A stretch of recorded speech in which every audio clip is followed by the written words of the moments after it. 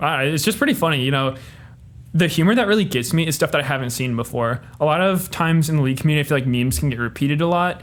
And after like the 100th time, it's not that funny. But I feel like this guy always comes out with really fresh stuff. And it's kind of just like, I remember when I first saw it, I didn't really like it. I was kind of offended. I was like, wow, like this guy is acting like I have a big ego and stuff. But eventually I was just like, oh, it's just whatever, maybe I do have a big ego. What do I think about Sneaky? He's been one of my good friends. I think it's just like our personalities. We don't talk every day. Like when I'm on C9, we do obviously, and like we joke around, but we're both kind of just like hermits and we don't leave the house. So there'll be periods of like months where we don't talk to each other at all. But then when we talk again, it's like no time has passed, that kind of thing. So he's just one of my good friends.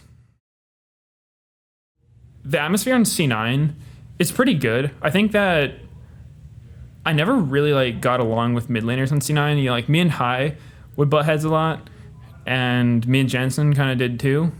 Just my play style doesn't mesh well with most mid laners' play style, so especially blue buff and stuff like that. So I feel like there's always some tension there, and it just wasn't really a good fit. I don't think Jensen or Hai are bad by any means. I think they're both really good, but it just didn't really go that well with the way I was trying to play.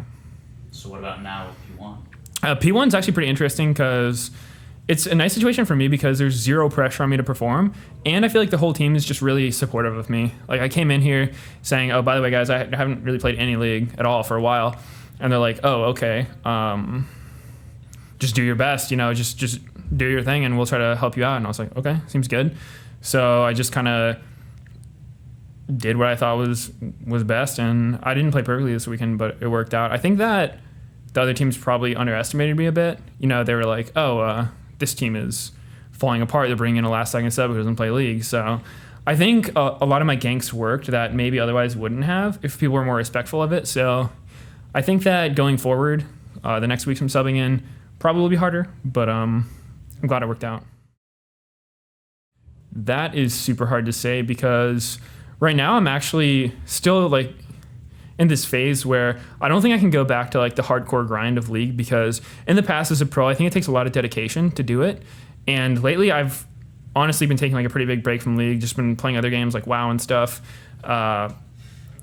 So I don't think I could go back to playing like 10 solo queue games a day on top of scrims, just nonstop League, because when I was pro before, I would like feel guilty if I did anything other than League. I wouldn't play any other games for fear of getting like addicted to them because then it would cut into my League time. So right now, I kind of told P1 that coming in, I was like, I'm probably not going to be able to commit what you'd expect of an LCS player to commit. And they're like, yeah, that's fine, dude. We just need someone. So I'm happy to sub for them. And while it works out, we can keep playing. If it turns out that like there's better options for them, I'm happy to, step back again and let them do their thing. Because P1's it's a great organization from what I've seen. I like all the players that I've played with, and I just want them to do well.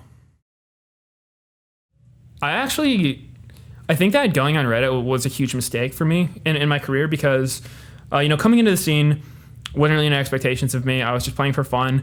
Then as soon as we started winning, I would like go back and rewatch games where we won because it feels good. It's like the dopamine in my brain just goes off. Reading comments where people are like, "Oh, Meteos is so good." It's like it makes you feel good, but it's kind of like it kind of like builds up your ego and stuff. So it's like I don't think it was particularly helpful for me. And then obviously when you do bad and you go and read comments being like, oh, Meteos should kill himself, it feels equally as bad. Because like if you're relying on all these random people to build you up, it's the same people who's going to like try to knock you down. So a few months ago, actually, I just decided to stop going to the League subreddit. It's not that I dislike League fans or anything because I love League, but it's just, I think that the way Reddit works, it doesn't really support a difference of opinion. I heard that some stat somewhere that's like the first 10 votes on a Reddit comment or post is like the most important because if someone posts something that gets like 20 upvotes immediately and you disagree with it, you're going to get downvoted hardcore. So it kind of deters people from having differing opinions and people can get like really hive mindy. So I think that the League subreddits, it's great for fans, but I think as a pro player, I don't want to like affect my mentality. Maybe I'm mentally weak for that reason, but it feels a lot better to just sort of not rely on the like, what am I trying to say? There's a word I'm looking for and it's just not here. Validation. Yeah, there we go. Validation from like internet people. I'd rather just, sort of have my support group be my family, my friends, people who care about me, that kind of thing. So I think that stepping away from that, like even today, after having a comeback like this, I bet the Reddit comments will praise me, but I'm not going to read them because at the end of the day, I think it's more a thing for the fans, and I just kind of want to keep myself grounded. You said it perfectly. It's not necessarily that it's a bad thing, but rather when you rely on it for validation, that it can make for a tumultuous emotional experience. Right. It can be really tough when I feel like my life is pretty much online.